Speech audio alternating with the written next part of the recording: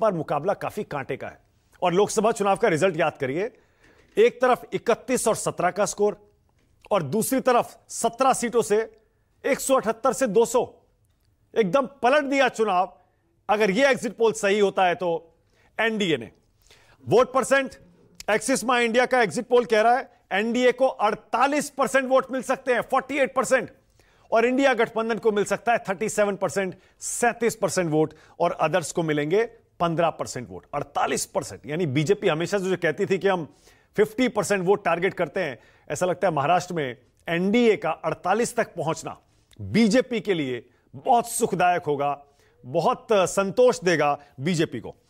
अब आइए टुडेज चाणक्य का जो एग्जिट पोल महाराष्ट्र का है एनालिसिस, वो ये कह रहा है टुडेज चाणक्य के मुताबिक 175 सीटें मिल सकती हैं एनडीए को। ये देखिए 175 288 में से बिल्कुल एक्सिस माई इंडिया के आसपास ही टुडेज चाणक्य का भी फिगर है 175 ±11। गलती की गुंजाइश है क्योंकि ये सर्वे है, एनालिसिस है। और इंडिया गठबंधन को सिर्फ 100 सीटें मिलेंगी 288 में से, लगभग एक तिहाई, और अदर्स को मिलेंगी 13। इसमें भी 100 के आंकड़े में भी ±11 कर लीजिए, और वहां अदर्स में भी ±5। तो यानी टुडेज चाणक्य और एक्सिस माई इंडिया दोनों कह रहे हैं बड़ी जीत एनडीए को मिलेगी महाराष्ट्र में। टुडेज चाणक्य का एग्जिट पोल वोट परसेंट कितना दे रहा है यह भी देख लीजिए। टुडेज चाणक्य के एग्जिट पोल के मुताबिक 45%, 45% वोट मिल सकते हैं एनडीए को, और 39% मिल सकते हैं इंडिया गठबंधन को। अदर्स को मिलेंगे 16%, ±3 है, यानी अगर +3 करते हैं तो यह आंकड़ा भी एक्सिस माई इंडिया के 48% के आसपास पहुंच जाता है। अब आपको जल्दी से बता देता हूं, मेरे साथ अगले 1 घंटे 3 नए जो एग्जिट पोल आए हैं उन पर बातचीत करने के लिए कौन कौन मेरे साथ है। सी वोटर का भी आंकड़ा आ गया है, वो भी आपको बता देता हूं। सी वोटर झारखंड की तरह ही एक बार फिर से सी वोटर यह कह रहा है कि हम सारी सीटों का प्रेडिक्शन नहीं करेंगे। यशवंत देशमुख मेरे साथ 5 बजे राष्ट्र की बात में थे, उन्होंने कहा कि जो सीटें ऐसी हैं जहां पर बहुत ही कांटे की टक्कर है, हम उनके बारे में कोई भविष्यवाणी नहीं करेंगे। उसी तरह सी वोटर ने अपना जो महाराष्ट्र का एग्जिट पोल का आंकड़ा दिया है उसमें भी 61 सीटों पर सी वोटर कोई प्रेडिक्शन नहीं कर रहा। बाकी जो सीटें हैं उसमें 112 सीटें सी वोटर एनडीए को दे रहा है और 104 सीटें इंडिया गठबंधन को दे रहा है, अदर्स को दे रहा है 11। तो 227 सीटें सी वोटर के सर्वे के मुताबिक क्लियर कट हैं, यहां पर वो प्रिडिक्ट कर पा रहे हैं कि कौन आगे कौन पीछे। 61 सीटें वो टू क्लोज टू कॉल कह रहे हैं। वोट परसेंट में एनडीए को 41% वोट, 41% वोट सी वोटर कह रहा है। इंडिया गठबंधन को 40% वोट दे रहा है सी वोटर, और 19% वोट दे रहा है सी वोटर अदर्स को। एक्सिस माई इंडिया से प्रदीप गुप्ता जी आ गए मेरे साथ, और फिलहाल न्यूज 24 पर जो मेहमान है सबको जरा स्क्रीन पर लाइए। आप देख पा रहे हैं बीजेपी से मेरे साथ गोपाल कृष्ण अग्रवाल, मेरे साथ यहां स्टूडियो में विजय त्रिवेदी पहले से बैठे हुए हैं, अनुराग त्रिपाठी मुंबई से जुड़े हैं, वरिष्ठ पत्रकार हैं, कल भी हमारे साथ थे, महेश चौहान है एनसीपी शरद गुट से, बृजमोहन श्रीवास्तव है एनसीपी अजीत गुट से, आनंद दुबे को भी आप देख पा रहे हैं, अभी दिखाई देंगे आपको अपनी स्क्रीन पर। आनंद दुबे, आप सभी का स्वागत। प्रदीप जी, पहले तो अपने सर्वे की मेन फाइंडिंग्स बताइए। कुछ एक जो सवाल और आपने पूछे थे इस सर्वे में, उसके रिजल्ट अभी दिखाता हूं, लेकिन आपके हिसाब से बड़ी बातें आपके सर्वे की प्रदीप जी क्या है, क्योंकि आपका आंकड़ा बहुत ही चौंकाने वाला है, 200 टच कर सकता है एनडीए। मेथोडोलॉजी पहले बताना चाहूंगा। करीब 35,000 सैंपल साइज सभी विधानसभाओं में गए, 28, और number of villages and cities covered 1690, और करीब 32,000 किलोमीटर हमारे लोगों ने ट्रेवल किया इस पूरे एग्जिट पोल को करने के लिए। बड़ी बातें यह है कि स्टेट गवर्नमेंट के प्रति प्रो इनकम्बेंसी और प्रो इनकम्बेंसी जो आ रही है वो फर्स्ट, उसमें लाड़की बहन योजना का सबसे बड़ा हाथ है, जिसमें 1500 रुपए मिल रहे हैं महिलाओं को हर महीने। दूसरा, एकनाथ शिंदे की जो एक इमेज उभर कर आई है और जो लोगों ने जमीन पे बताया कि pro poor kind of image और एक common man kind of a personality, जो एक आम आदमी के साथ सरोकार और रिजोनेट कर पाते हैं, दूसरी जो बड़ी बात समझ में आई, जो लोकसभा की बात कर ले, पिछले अभी जो हुए 4 महीने पहले, उसमें दलित और आदिवासी का बड़ी संख्या में वोट जो है वो एमवीए की तरफ गया था। यदि हम पिछले 2 विधानसभा और 2 लोकसभा की बात कर रहे हैं, 14 और 19 के मुकाबले 24 में जो है लोकसभा में, हमारे सर्वे में ये वोट वापस मिलता आया महायुति के फेवर में। दलित करीब 11 परसेंटेज पॉइंट्स और आदिवासी का 15% के करीब वापस आया महायुति के फेवर में। इन सारी वजहों से इतनी बड़ी जीत होती दिख रही है हमारे एग्जिट पोल में एक्सिस माई इंडिया के महायुति के। ओके प्रदीप जी, जैसा मैंने अभी शुरू में कहा, ऐसा लगता है कि 3-4 महीने के अंदर ही, 5 महीने के अंदर ही एनडीए ने, बताइए, लोकसभा में 31 सीटें इंडिया गठबंधन को मिली थी महाराष्ट्र में और 17 मिली थी एनडीए को। वो 17 सीटों वाली हार से कैसे ये 200 सीटों वाली जीत में तब्दील कर रहा है एनडीए। लगता है ये 4-5 महीने में जो ये खेल हुआ है, इसमें कई सारे फैक्टर्स होंगे, सिर्फ एक फैक्टर लाड़की बहना नहीं है। एक, जब आप लोकसभा की बात जो कर रहे हैं आप, उसमें मैं बता दूं दर्शकों को कि दोनों गुट को 44% मिला था एमवीए को और 43% मिला था महायुति को लोकसभा में। और यदि असेंबली इलेक्शन है, चूंकि उसकी बात कर ले, तो करीब 125 सीटें महायुति आगे थी और करीब 152 सीटों के ऊपर एमवीए आगे था। तो बात यह है कि 125 से 178 यदि लोअर रेंज लेना चाहें तो 50-60 सीटों का स्विंग होना कोई बहुत बड़ी बात नहीं है। और हर चुनाव जो होता है अलग मुद्दे, अलग विषय और अलग पॉलिटिकल डायनामिक्स के चलते लड़ा जाता है जमीन पे। हाँ ठीक है। अब एक चीज और विजय जी, एक कमेंट करिएगा इसमें, इस बातचीत को मैं आगे बढ़ाना चाहता हूं। ये जो एक्सिस माई इंडिया ने ये जो सर्वे किया, इसमें एक सवाल पूछा जिसके मैं चाहता हूं जरा रिजल्ट भी अपनी स्क्रीन पर हम दिखाएं। पीसीआर से कह रहा हूं कि वो रिजल्ट चलाए। एक्सिस माई इंडिया ने अपने इसी एग्जिट पोल में जब, अच्छा पहले ब्रेकअप देख लेते हैं, पहले एक ब्रेकअप देखते हैं। ब्रेकअप में किसको कितनी सीटें और कितना वोट शेयर मिल रहा है। ये तो एनडीए का हो गया, इंडिया गठबंधन का हो गया। अब सीटों के लिहाज से दिखाइए, बीजेपी को, शिवसेना को, एनसीपी, अजीत गुट को कितना कितना मिल रहा है। ये देखिए, एनडीए में बीजेपी को 98 से 107 सीटें मिल सकती हैं, शिवसेना शिंदे गुट को 53 से 58। यानी ऐसा लग रहा है स्ट्राइक रेट शिवसेना शिंदे गुट का सबसे अच्छा है, बेस्ट स्ट्राइक रेट दिखाई दे रहा है। और एनसीपी अजीत गुट भी 4 में से 1 सीट जीता था लोकसभा में, यहां 25 से 30 सीट जीत रहा है। बाजी पलट के रख दी है एनसीपी अजीत गुट ने भी, बीजेपी ने भी अच्छा किया है इसके हिसाब से, और शिवसेना शिंदे गुट के क्या कहने, अगर ये एग्जिट पोल सही है तो। स्ट्राइक रेट बहुत ही बढ़िया। अब इसी से एमवीए का आंकड़ा भी देखिए जरा, इंडिया गठबंधन का, उसमें पार्टी वाइज किसको कितनी सीटें मिल रही हैं जरा ये भी देखिए। महाविकास अघाड़ी का ब्रेकअप जरा दिखाइए, महाविकास अघाड़ी का ब्रेकअप दिखाइए। अच्छा वोट शेयर देखिए, चलिए एनडीए का वोट शेयर दिखाता हूं आपको। एनडीए का वोट शेयर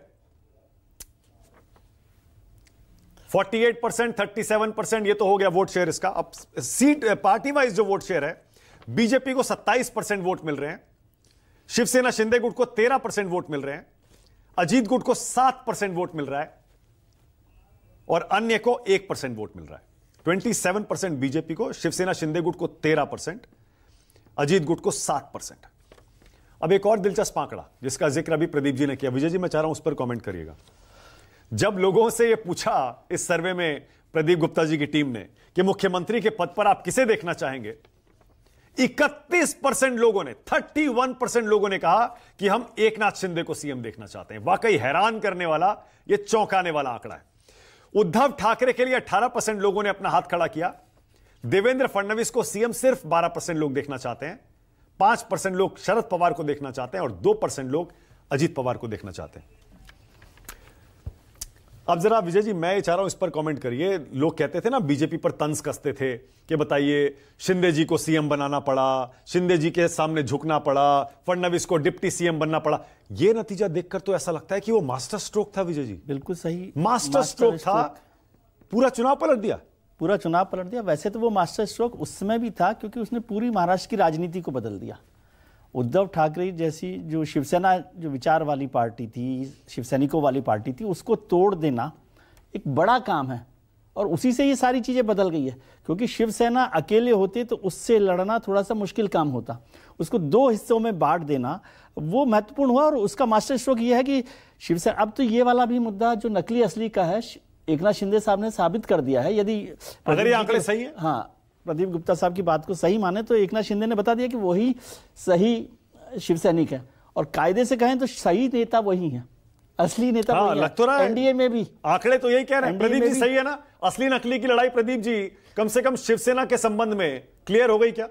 मैं मानक जी असली नकली के उसमें नहीं पढ़ना चाहता, वो आप लोग डिबेट कीजिए। मुद्दा ये है कि अभी जो वर्तमान सीएम है उनका रिकॉल ज्यादा आता है और काम भी अच्छे किए हैं, लाभ भी मिला है लोगों को तो आ रहा है। उसके उलट उद्धव ठाकरे जी का भी देखिए कि 18% आ रहा है। हाँ। वो भी आपको इसको मानना पड़ेगा, और देवेंद्र फडणवीस जी का बाहर आ रहा है क्योंकि उनके गुट के ऑलरेडी सिद्धे साहब का नाम आ रहा है। तो असली नकली का तो ऐसा है कि ये डिबेट हर चुनाव दर चुनाव चलता रहेगा। मैं इसमें नहीं पढ़ना चाहता। आज में जो आंकड़े आ रहे हैं मैं वो आपके सामने रख। लेकिन एक सवाल समझना चाहता हूं मैं प्रदीप गुप्ता जी से कि सर, लोकसभा चुनाव और विधानसभा चुनाव में क्या ऐसा बदल गया कि जो भारतीय जनता पार्टी बहुत पुअर परफॉर्म किया था एक तरह से। हाँ। यदि नंबर सीट के हिसाब से देखें, वोट परसेंटेज तो मुझे लग रहा है कि कोई बदला ही नहीं है लोकसभा और विधानसभा में दोनों का। एनडीए का पूरा वोट परसेंटेज में कोई बदलाव नहीं आया, तो फिर ऐसा क्या बदला है, ऐसा क्या कारण हुआ? यदि आपने दलित और आदिवासी का जिक्र किया तो इसका मतलब संविधान बदलने और आरक्षण खत्म करने का जो पूरा मोमेंटम था वो खत्म हो गया। ये क्या बड़ी वजह आप देख रहे हैं? बिल्कुल, ये सबसे बड़ी वजह यही है। और जो इन समुदाय को जब भी लाभ मिलता है, जो भी स्टेट ले लीजिए, चाहे उड़ीसा ले लीजिए, बंगाल ले लीजिए, मध्य प्रदेश ले लीजिए, जहां भी लेना, ये बड़ी संख्या में है। देखिए दलित और आदिवासी, और इन समुदाय का जीवन जो है बड़ी मात्रा में सरकार के ऊपर निर्भर करता है, जो भी सरकार हो। और इनको जैसे ही थोड़ी भी सुविधा मिलती है वो उस सरकार के प्रति शिफ्ट हो जाती है उनकी लॉयल्टी। इसमें कहीं कोई शक नहीं है। ये बहुत बड़ा फर्क पड़ा है। आप देखिए 4 इलेक्शन, 2 विधानसभा 2 लोकसभा, जो मैंने बताया, मैं रिपीट इसलिए कर रहा हूं क्योंकि उसमें लोकसभा में 52 और 51% के करीब 14 और 19 में वोट शेयर था उस समय शिवसेना और बीजेपी का, और असेंबली इलेक्शन में भी दोनों में बहुत अच्छा किया था, और 180 के आसपास सीटें दोनों, और 161 सीटें मिली थी 19 के चुनाव। तो वो जो है लोकसभा के समय 24 में चला गया था, वो हमारे सर्वे में पूरा का पूरा वापस होता हुआ दिखा। लेकिन ये वोट परसेंटेज मैच कर रहा है। जल्दी से जरा क्या प्रदीप गुप्ता साहब से समझना है कि ये वोट परसेंटेज जो एनडीए का है वो आपके नंबर से मैच करता हुआ आपको लग रहा है? क्योंकि ये नंबर मेरे हिसाब से तो 55 पर यदि वो पहुंचता एनडीए तब वहां पर आता, और वैसे भी बीजेपी का वोट जो है सीट्स पर ज्यादा मिलता है तो वो परसेंटेज बढ़कर भी नंबर कम होता है। विजय जी, ऐसा है, महाराष्ट्र में देखिए कि लोकसभा में 43 और 44% मिले थे दोनों को, महाविकास अघाड़ी को 44 ज्यादा मिले बराबर। लेकिन सीटें देखिए 31, 31 और 17, देख रहे हैं आप अंतर कितना बड़ा, ऑलमोस्ट 2/3 1/3 का, दोनों को करीब करीब। तो वोट शेयर महाराष्ट्र में जो जीत और हार होती सब छत्र पे, रीजन, हर एक रीजन में एक छत्र पे, वो इतनी बड़ी जीत के साथ जीतता है कि वोट शेयर के मायने पूरे स्टेट में लगाएंगे तो वो काम नहीं आएंगे। ठीक है, ओके। अब जल्दी से सी वोटर का जो वोट शेयर है वो भी देख लीजिए। सी वोटर का आंकड़ा मैंने आपको ऊपर दिखा दिया। सी वोटर इस बार वोट शेयर में देखिए 41 और 40% के साथ कांटे की टक्कर बता रहा है एनडीए और इंडिया गठबंधन में, और वो 60 के करीब 61 के करीब सीटें ऐसी हैं जिनको टू क्लोज टू कॉल कह रहा है। अब एक्सिस माई इंडिया का सर्वे, वापस मैं उस पर आ रहा हूं मैं। प्रदीप जी, एक्सिस माई इंडिया का जो सर्वे उन्होंने किया है उसके मुताबिक जो ब्रेकअप है महाविकास अघाड़ी का, जरा वो देख लीजिए। इस ब्रेकअप के मुताबिक कांग्रेस को मिल सकती हैं 28 से 36 सीटें, शिवसेना उद्धव ठाकरे गुट को मिल सकती हैं 26 से 32 सीटें, और एनसीपी शरद पवार गुट को मिल सकती हैं 26 से 30 सीटें। अदर्स को मिल रही है 2 से 4। यह आंकड़ा वाकई ऐसा लग रहा है 25-25 पे तीनों आ गए। तो शरद पवार साहब ने मतलब पहले समझ लिया ना, क्योंकि बराबर सीटों का बंटवारा किया था। ये अच्छा है विजय जी, अच्छा पॉइंट है कि सीटों के बंटवारे में तीनों में खूब जद्दोजहद हुई थी कि बराबर बराबर लड़ेंगे, और ऐसा लग रहा है सीटें भी बराबर बराबर ही आई हैं। और वोट परसेंट देखेंगे, कांग्रेस को 13% मिल रहा है, शिवसेना को 12% मिल रहा है, और एनसीपी शरद गुट को 11%। ये भी लगभग बराबर बराबर ही है। लेकिन इतना बुरा हाल अगर ये एग्जिट पोल सही हो जाते हैं, प्रदीप जी आपको हैरानी हुई क्या? ये जो आंकड़े आपके सर्वे में आए हैं? हैरानी तो नहीं हुई है, ज्यादा करके देश में जो है पब्लिक जो है बहुत स्मार्ट, होशियार और मैंडेट जो है बड़ा सोच समझ के देती है। तो हैरानी तो इसमें बस ये होती है कि क्या इतने नंबर, जीत का तो कहीं कोई इसमें सवाल नहीं दिख रहा है। हमारे आंकड़ों के मुताबिक सीटें जरूर कम ज्यादा हो सकती है क्योंकि इतना बड़ा प्रदेश है और जो जीत और हार का अंतर है कई बार बहुत कम होता है। तो आंकड़े चौंकाने वाले तो नहीं है, लेकिन ये जरूर कहा जा सकता है कि एक जनता ये देखती है कि united and that too firmly united, firmly united, जो जिसमें उनके जो सरोकार, उनके जो विषय हैं उससे उनको लाभ पहुंचे, उसके फेवर में अमूमन चले जाते हैं। और खासकर तब जब सरकार रिपीट होती है। देखिए, रिपीट झारखंड में भी रिपीट हो रही है, यहां भी रिपीट हो रही है और हरियाणा में भी रिपीट। ओके प्रदीप जी, आपने जो SC ST का जिक्र किया बिल्कुल सही है, क्योंकि आपका जो आंकड़ा है मैं उसी को पढ़ रहा हूं। महायुति को महाराष्ट्र में आपके एग्जिट पोल में 34% SC का वोट मिल रहा है जो कि +11% है। ST का 49% मिल रहा है जो कि +15% है। 11 और 15% का ये जंप। अच्छा, SC ST 11 और 10% की आबादी है महाराष्ट्र में, 21% तो यही हो जाता है। अगर उसमें इतना बड़ा वोट परसेंट, खोया हुआ वोट अपना वापस महायुति ने पाया है, उसकी वजह प्रदीप जी क्या नजर आती है आपको? संविधान वाला जो मसला था, क्या वो लोगों ने एहसास कर लिया कि वो झूठा नैरेटिव था, फेक नैरेटिव था, या उस मुद्दे की अहमियत खत्म हो गई? मानव जी, कोई भी मुद्दा हो, जब तक वो जनता को प्रभावित ना करे, प्रभावित मतलब हम अंग्रेजी में बोलते हैं टेंजिबल, उसके पे टेंजिबल असर होने चाहिए। यार, आप कुछ भी कहते रहो, कोई भी करते रहे, अरे मुझे क्या आया और नहीं आया, मैं तो वो देखूंगा। तो इमोशनल मुद्दे एक लिमिट तक काम करते हैं, जो कि पूरे अक्रॉस द बोर्ड प्रभावित करे। दलित में मैं बताना चाहूंगा, MBA को 40 ज्यादा मिल रहा है, 6% महायुति से। अभी भी दलित जो है ज्यादा दे रहा है MBA को और 34% कम दे रहा है युति को। हाँ, पर उनका 11% घटा है, -11 हो गया। अनुराग त्रिपाठी, अनुराग अपनी बात पूरी करिए, आप क्या कह रहे थे? जी, मैं एक आपको 2 चित्र दिखा रहा हूं। प्रदीप जी पे बड़े संकट आन पड़ा था, उनका देश भर में बड़ा मजाक बनाया गया था, लोग सब वो एक चैनल पे रोते हुए हम सबको दिखे थे। बड़ा दुखद था वो प्रसंग। एक इतने बड़े सेफोलॉजिस्ट के साथ ऐसी स्थिति आए और फिर वो बहादुरी से उठे और कहे नहीं, एक तरफा पोल हो रहा है। सारे पोल्स में प्रदीप जी जो बता रहे हैं कि भाजपा महाराष्ट्र के इतिहास के सबसे बड़ी जीत की तरफ बढ़ रही है।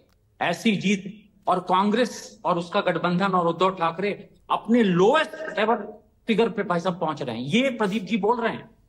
प्रदीप जी एक तरफा चीज बोल रहे हैं। हाँ, बिल्कुल सही कह रहे हैं अनुराग। बिल्कुल, वो अनुराग ने जो बात कही ना, मुझे याद आ गया। ऑस्ट्रेलिया की टीम एक समय पे ऐसी क्रिकेट खेलती थी, या इंग्लैंड बेसबॉल, आउट होते जाएंगे लेकिन फिर भी मारते जाएंगे, आउट होते जाएंगे फिर भी मारते जाएंगे, रुकेंगे नहीं, अपना नेचुरल गेम खेलेंगे। और बिल्कुल वही प्रदीप जी ऐसा लगता है करने की कोशिश कर रहे हैं। Conviction, exactly. प्रदीप जी कुछ कहना चाहते हैं इस पर? नहीं, आप ये तो जैसे आपने खेल की एनालॉजी को ड्रॉ किया है तो उसी तरह से हम लेते हैं। हमारे ऑफिस में हर जगह लिखा है, हमारा जो कल्चर है मिलिट्री टाइप ऑफ फंक्शनिंग, यानी लोगों तक जाना, पहुंचना, धिक्कार सहन करना, जमीन पे भी नहीं, क्यों बात करेंगे आपसे, नहीं बात करनी है, कौन हो, क्या हो, और फिर भी दूसरे दरवाजों को खटखटाना। और स्पोर्ट्स लाइक थ्रिल, मतलब ये कि नंबर लगते हैं, कोई जीतेगा कोई हारेगा। और हमने 77 आज तक एग्जिट पोल किए, उसमें 6 वाक्यों के ऊपर हमारा गलत हुआ है, 71 में सही है। उसमें अमेरिका का अभी का इलेक्शन जो था हूबहू स्पॉट ऑन भी वो प्रेडिक्ट किया है अभी कुछ ही दिन पहले 5 नवंबर। तो ठीक है, कभी कभी गलतियां तो वर्ल्ड कप फाइनल हार जाते हैं तो फिर वही होता है ना, 10 मैच जीत गए। हाँ, बस वही वाली बात है कि कभी कभी गलतियां हो सकती है, उससे सीखते आगे बढ़ते हैं। हाँ। अब गलती हो गई इसका मतलब ये थोड़ी ना है कि मैच खेलना ही। हाँ, बिल्कुल सही बात है, रिटायर थोड़े होना है, बिल्कुल सही बात है। हाँ अनुराग, जल्दी से कंप्लीट करिए, उसके बाद आगे जा रहा हूं। आनंद दुबे, बृजमोहन श्रीवास्तव, गोपाल अग्रवाल के पास। प्रदीप जी ये बता रहे हैं कि ये गठबंधन MBA महाराष्ट्र के किसी हिस्से में परफॉर्म नहीं कर रहा। बंबई जो उद्धव ठाकरे की शिवसेना का गढ़ है, वहां वो साफ हो रहे हैं। विदर्भ जहां कांग्रेस को सबसे ज्यादा एक्सपेक्ट और पिछले लोकसभा में एक तरफा जीत मिली थी, वहां से वो साफ हो रही है। ये इनका एग्जिट पोल बता रहा है। हाँ। मतलब ये हम सब चौंक के उठ गए हैं इस एग्जिट पोल पे। वो जितना बड़ा रिस्क आज प्रदीप गुप्ता जी उठा रहे हैं, वो मेरे ख्याल से वो मैं उस पर वो कहूंगा जांबाजी करना है एक तरह की, ये इस तरह के फिगर्स देने में, क्योंकि हम चाहकर भी उस तरह का, हम चाहकर भी हमको सी वोटर का जो सर्वे है वो जिस तरह का नजदीक बता रहा है, उन्होंने 60 सीटें प्रेडिक्ट करना छोड़ दिया कि इतना नजदीकी है कि हम नहीं बता सकते। उन्होंने फिर जहां दिखाया है 41, 42 मतलब लगभग बराबरी की रेस दिखा रहे हैं। बाकी सर्वेज में भी इतनी बड़ी जीत, भाई साहब प्रदीप गुप्ता जी का सर्वे बाकी जो 12 सर्वे हैं उससे बिल्कुल हट करके है। और ये मैं इस समय मैं कहूंगा ये बहादुरी है, बहुत बड़ी बहादुरी है। प्रदीप जी जल्दी से कुछ कहना चाह रहे हैं प्रदीप जी। हाँ बोलिए प्रदीप जी। अनुराग जी की बात को थोड़ा सा वो करते हुए कि ऐसा नहीं है कि ये लोएस्ट है। असेंबली इलेक्शन 19 में कांग्रेस एनसीपी गठबंधन को 98 सीट मिली थी, 44 और 54। और 14 के इलेक्शन में जब चारों ने अलग अलग लड़ा था तो उस चुनाव में 42 और 41 83 मिली थी। और आज हमारा जो मिड मार्क आ रहा है गठबंधन के फेवर में, एमवीए के फेवर में, वो 92 आ रहा है। तो ऐसा नहीं कि बहुत बड़ी हार हो रही है, लेकिन हाँ ये बहुत बड़ी जीत नजर आ रही है। यदि जीत की बात करें तो महायुति की, क्योंकि इसमें अजित पवार की भी पार्टी तीसरा भी पक्ष मिल चुका है। और जब तीसरा पक्ष मिलता है तो और उसके अंदर जब मोमेंटम बनता है तो एक तरफा इस समय मोमेंटम बना हुआ है, जो मोमेंटम लोकसभा में दूसरे तरफ बना हुआ है। ठीक है, ओके। आनंद दुबे आपका चेहरा तो उतर गया भाई। कल तक तो आप मनोरंजन कह रहे थे, आज क्या हो गया? मानक भाई मैं पहला नेता हूं इस देश में जो ये कह रहा है कि एग्जिट पोल को आप मनोरंजन से ज्यादा मत लीजिए। सब कुछ पिटारे में बंद है, सब कुछ मतदान पेटी में बंद है। मैं व्यक्तिगत रूप पे प्रदीप जी का बहुत सम्मान करता हूं, लेकिन अभी जैसे अनुराग भैया ने बताया, आपको पता है मानक भैया, अनुराग भैया के पिताजी भी महाराष्ट्र राज्य में मिनिस्टर रह चुके हैं और अनुराग भैया बहुत बड़े पत्रकारों में से एक है महाराष्ट्र के। जैसे वो सोचते हैं वैसे मैं भी सोच रहा हूं। वो आश्चर्यचकित है, मैं भी आश्चर्यचकित हूं, लेकिन फिर भी क्रिकेट के स्पोर्ट्स स्पिरिट की तरह इसको लेते हैं। कोई कह रहा है कि हाँ नहीं कोई बात नहीं, तो मैंने पहले ही कहा कि मनोरंजन तौर पे से लीजिए। चेहरा मेरा उतरा नहीं है, मैं स्तब्ध हूं, एक आश्चर्यचकित हूं कि इतना बड़ा उलटफेर का भी सर्वे हो सकता है क्या? अरे आप हमको 120 दिखा देते, उनको 140 दिखा देते, आप हमको 160 दिखा देते, उनको 150 दिखा देते, तो हम समझते कि लड़ाई है। क्योंकि जमीन पर जो हो रहा है वो अलग है। हम लोग जमीन पे जा रहे हैं, सभाएं कर रहे हैं। मैंने खुद व्यक्तिगत तौर पे 30 तो सभाएं कर दी। मैं स्टार प्रचारक हूं अपनी पार्टी का। जहां जाओ धुआंधार भीड़, लोग कह रहे हैं कि हम महाविकास आघाड़ी के साथ रहना पसंद करेंगे और सर्वे कह रहा है कि हमारा सुपड़ा साफ हो रहा है। तो अच्छा, इसमें आनंद दुबे थोड़ी सी मायूसी आनंद भाई, इसमें देखिए सबसे ज्यादा आपको चुभने वाला आंकड़ा जो है ना, वो 31% लोगों का एकनाथ शिंदे को सीएम के तौर पर देखने की इच्छा वाला आंकड़ा होगा। 31% लोग कह रहे हैं शिंदे जी को सीएम देखना चाहते हैं और उद्धव ठाकरे को सिर्फ 18%। आप जानते हैं मानक भाई, आप जानते हैं महाराष्ट्र की आबादी है करीब 13 करोड़ और मतदाता है करीब 9.5 करोड़। प्रदीप जी ने सर्वे कितने हजार का लिया है? आई थिंक कुछ 50,000 समथिंग बता रहे थे। 35,000 36,000। ये कैसे पॉसिबल है कि इतने बड़े राज्य में जहां 9.5 करोड़ मतदाता हो, आप 50,000 सैंपल में से ये तय कर ले कि कौन कहां है? असंभव है। अरे पहले तो ये सर्वे का सैंपल साइज आपको पता है कितना होता था? 5,000, 6,000, 8,000, 35,000, 36,000 पे तो प्रदीप जी ने नया बेंचमार्क सेट किया है। मैं वही कह रहा हूं मानक भाई, पहले जब कम होता था या अब ज्यादा होता है ना, तो सर्वे भी फेल होते हैं, सर्वे भी पलट जाते हैं। मैं वही कह रहा हूं कि जो SC वापस चला गया। आनंद दुबे, मतदान हुआ, संविधान बीजेपी बदल देगी, ये कैसे चला जाएगा? अरे अब सर्वे का आंकड़ा है ना। मुझे 1 मिनट बोलने देंगे? मुझे 1 मिनट बोलने दीजिए, 1 मिनट। मराठा समाज के सबसे बड़े नेता मनोज जरांगे पाटिल, पिछले कई महीनों से आंदोलन हो रहा है और हर आंदोलन में देवेंद्र फडणवीस और बीजेपी के खिलाफ खुल्लम खुल्ला, मराठी में बोलते हैं ना, पाड़ा या वेड़ी या सगड़ा ना पाड़ा, मतलब इस बार इन सबको हराओ। मराठा नाराज है, आदिवासी समाज और दलित समाज जो खुले खुले महाविकास आघाड़ी के साथ है पूरे महाराष्ट्र में और खास करके विदर्भ में, वो आप कह रहे हैं इनके साथ चला गया। मैं अल्पसंख्यक समाज 100% महाविकास आघाड़ी के साथ। भाई एक सेकंड देखिए, आप एग्जिट पोल्स को गलत कहते हैं, उनकी क्रेडिबिलिटी पर, विश्वसनीयता पर सवाल उठाते हैं, आपका हक है, हम खुद उठा रहे हैं यहां बैठकर। लेकिन ये जो राजनीतिक दलों का दावा होता है ना, इसको भी आपको उतनी ही गंभीरता से लेना चाहिए। बीजेपी का 400 का नारा क्या हुआ, सबके सामने है। कांग्रेस का हरियाणा का 70 पार का नारा क्या हुआ, सबके सामने है। जिस तरह एग्जिट पोल पर सवाल उठेंगे, उसी तरह आप लोगों के दावे पर भी सवाल उठेंगे। आप लोग भी कोई 13 करोड़ 10 करोड़ 9 करोड़ लोगों से बात नहीं करते हैं। आप जो कहते हैं हम जहां जा रहे हैं वहां महाविकास आघाड़ी कोई कई समर्थन दिख रहा है, आपने कितने लोगों से बात कर ली होगी? कितने लोगों का समर्थन आपने देख लिया 9.5 करोड़ के वोटरों वाले महाराष्ट्र में? मानक भाई, अब मैं आपको एक अलग ढंग से समझाता हूं। महाराष्ट्र में 288 सीटें हैं, 100 सीटें तो फिक्स होती, आप भी जानते हैं, हम भी जानते हैं कि यही आदमी जीतेगा। अब बचे 188 सीटें, उस 188 सीटों में लड़ाइयां होती हैं, कहीं नेक टू नेक होती है, कहीं एक तरफा होती है। तो ये तो एक आकलन का विषय, हम भी रणनीतिकार हैं, हम भी राजनीति समझते हैं, हम भी अपनी पार्टी के एक छोटे ही सही लेकिन कार्यकर्ता है।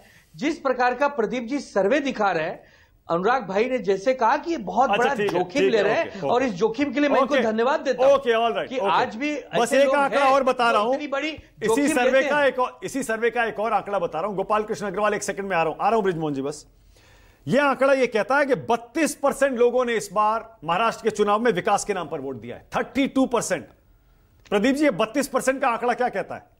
नहीं, इसमें मानव जी, हम जब पूछते हैं कि कोई किसको वोट दे रहा है तो साथ में ये भी पूछते हैं भाई इसकी कोई खास वजह है। हाँ। तो इसमें देखिए, विकास का तो ऐसा है कि वो हर आदमी विकास चाहता है।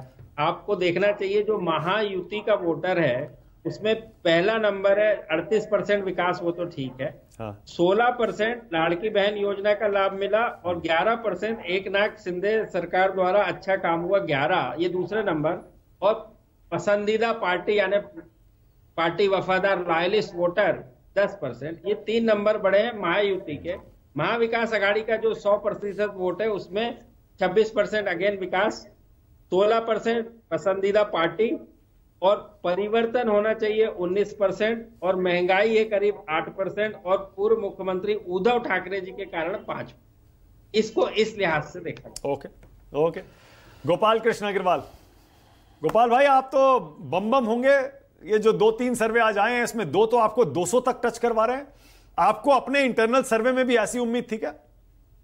देखिए, हम पूरी तरह आश्वस्त थे कि झारखंड और महाराष्ट्र में सरकार भारतीय जनता पार्टी एनडीए की गठबंधन की बनेगी।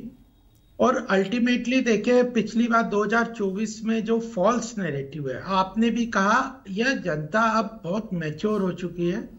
एक बार जैसे काट की अंडी बार बार नहीं चढ़ाई जाती ना, वही हाल इनका अपोजिशन का हो गया कि भाई फॉल्स नैरेटिव खड़ा करना, झूठे आरोप लगाना, और उसके बाद उस अपने झूठे प्रोमिसेस करना। अब देखिए, स्टेट में कहां पे जो अपोजिशन की सरकारें हैं, कहीं भी स्टेट्स में कुछ परफॉर्म कर पा रही है क्या जहां पे उनकी सरकार है? ये दिखता नहीं है क्या जनता को? तो केवल अगर सर्वे के बेस पे हम खुश होने वाले लोग नहीं है, हम तो ग्राउंड लेवल पे काम करने वाले हैं।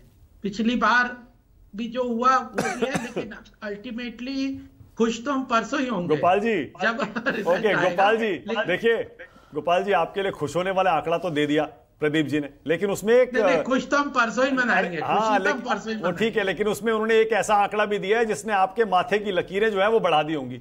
आप समझ गए मैं कौन सा आंकड़ा कह रहा हूं? 31% लोग शिंदे जी को सीएम देखना चाह रहे हैं। आपका डिप्टी सीएम ही रहेगा महाराष्ट्र में, सबसे बड़ी पार्टी होने के बावजूद। गृह मंत्री, देखिए, पार्टी जब गठबंधन में आती है तो इलेक्शन के पहले कुछ चीजें तय हो जाती है। तो हम गृह मंत्री जी ने स्पष्ट कहा है कि इलेक्शन के बाद ही तय होगा कि कौन चीफ मिनिस्टर बनेगा, सब मिलकर तय करेंगे। तो इसलिए उस चीज में भी हम चिंतित नहीं है कि कौन बनेगा।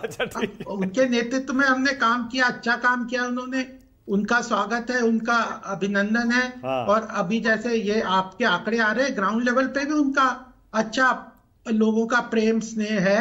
तो लेकिन आप देखिए, जो भारतीय जनता पार्टी, प्रधानमंत्री मोदी जी और जो पूरी संगठन का अगर आप ग्राउंड लेवल पे महाराष्ट्र और झारखंड में देखेंगे तो कार्यकर्ताओं ने ग्राउंड लेवल पे जिस तरह से पेनिट्रेशन किया, केवल लीडरशिप की बात नहीं होती है, पेनिट्रेशन ग्राउंड लेवल पे कम्युनिकेशन और उसको कन्विक्शन और आखिर वोटर्स को बाहर लाना, सही कह रहे हैं, ये सारी चीजें बिल्कुल सही कह तो रहे हैं। इलेक्शन मैनेजमेंट का बहुत बड़ा, अगर सर्वे में 35,000 अगर इन्होंने संपर्क कर लिया तो हमने कितने करोड़ लोगों को संपर्क किया होगा ये आप मान लेंगे। बिल्कुल सही है। नहीं लेकिन तो देखिए, impact है। लेकिन इसमें सिर्फ बीजेपी की जीत नहीं है ना, इसमें शिवसेना, शिंदे नहीं, तो और एनसीपी नहीं। आप तो अपनी बीजेपी की तरफ से बोल रहे हैं, मैं ये कह रहा हूं जो वहां पर बाकी पार्टियां आपकी सहयोगी वो भी अच्छा कर रही हैं, इसका मतलब पूरे गठबंधन के पक्ष में माहौल है। अब देखिए बृजमोहन श्रीवास्तव बैठे, बृजमोहन जी की पार्टी लोकसभा में देखिए कितनी उसकी क्रिटिसिज्म हुई, 4 में से 1 जीते, खत्म हो जाएंगे, वापस जाना चाहते हैं। ये बृजमोहन जी ये जो एकदम